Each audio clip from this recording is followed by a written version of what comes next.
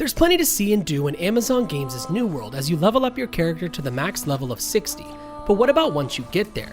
There's plenty to do once you reach New World's endgame.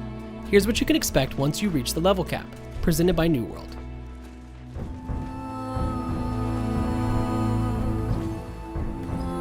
Similar to other MMOs, New World doesn't end when you reach max level.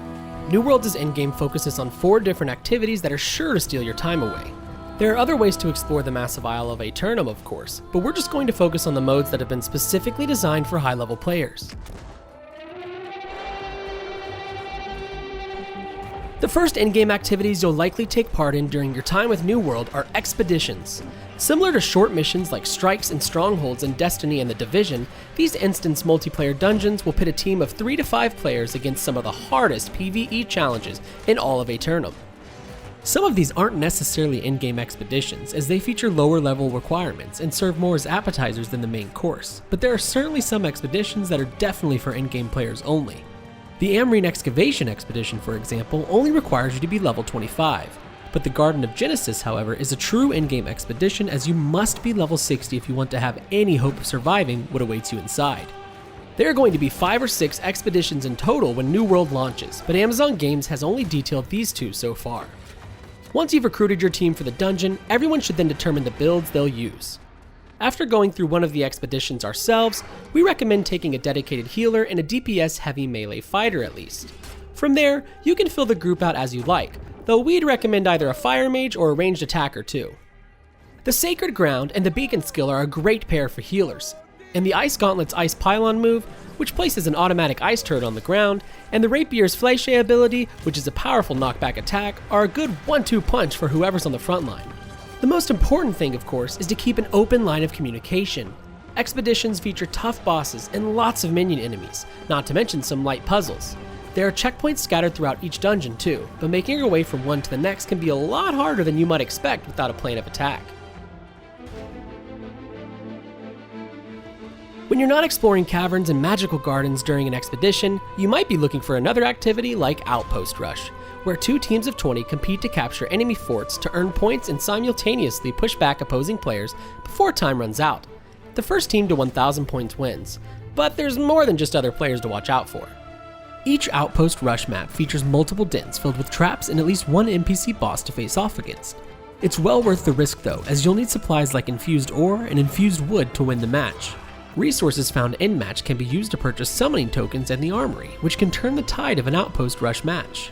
They allow players to quite literally summon what is the equivalent of a mini-boss into the map.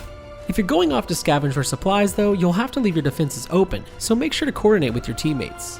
Also, just as a note, everything collected in Outpost Rush stays in Outpost Rush, so don't expect your gathered resources to follow you back into Aeternum. The other PvE mode you'll likely spend a chunk of time on in New World's endgame is Invasion. In Invasion, waves of corrupted enemies will attack a fort held by your faction, with each successive wave growing larger and stronger. Your goal as one of the 50 real-world players defending the fort is to stop the corrupted enemies from breaking down its gates and destroying your fort claim. All you need to do to win is stop the invaders from taking the fort's flag. That's easier said than done, of course, but not only do the waves of enemies get progressively more challenging, but respawn times between deaths get longer with each wave too. The more enemies you take out though, the more battle tokens you'll receive, which are critical to surviving the invasion as they allow you to purchase unique items from the armory, such as summoning tokens, potions, and more.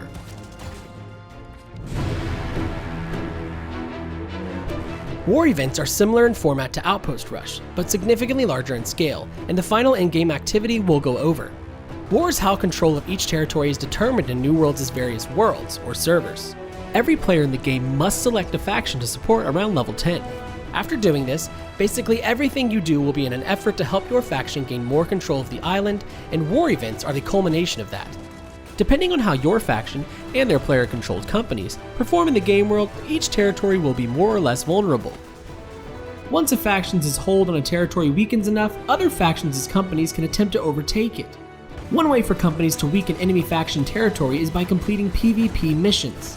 This weakens their influence in a territory, and once that influence is weakened enough, the territory will find itself vulnerable to a war.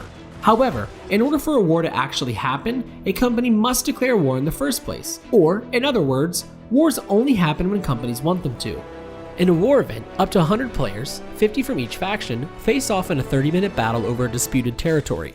Because of the nature of war, you can't just jump into one at any time. They literally happen when one company in the game attempts to overtake a territory controlled by an opposing faction's company. But we'll get to that in a minute. The goal of the attacking team is to first take control of all 3 capture points around the fort and then breach its walls. After entering the fort, they attempt to take its flag. If they can do that, the fort and the surrounding territory is placed under their control. The job of the defenders is, well, defend. Protect your faction's fort with everything you've got and keep the attacking team from capturing your flag. The winner at the end of a war battle gains control of the territory, which is key to progression in New World, because faction members get some awesome benefits while in territories controlled by their faction. Bonus XP, lower taxes, better deals at merchants. It's definitely in your interest to make sure your faction holds as much territory as it can. Hopefully this gives you a good idea of what to expect once you hit level 60.